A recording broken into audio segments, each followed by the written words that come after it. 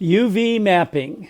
UV mapping is a term that means how your 2D flat textures are wrapped around or mapped to your 3D models. This is a huge subject, and there are a lot of neat tricks that you can do with this.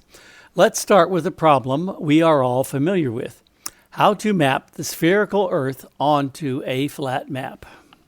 The Mercator Projection is probably the most famous.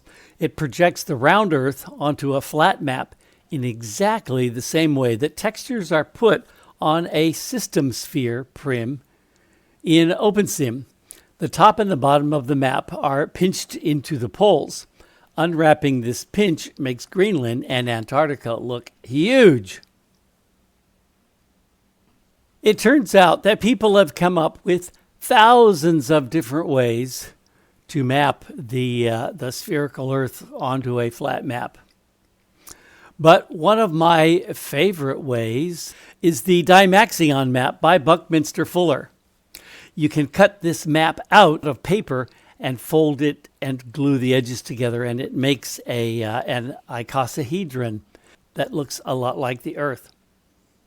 Since this is a Blender tutorial, let's run Blender. I'm going to go into edit mode. I'm going to delete this default cube. I'm going to add an Icososphere, which is one of my favorite shapes. I'm going to use the adjust last operation dialog to increase the number of triangles just a little bit.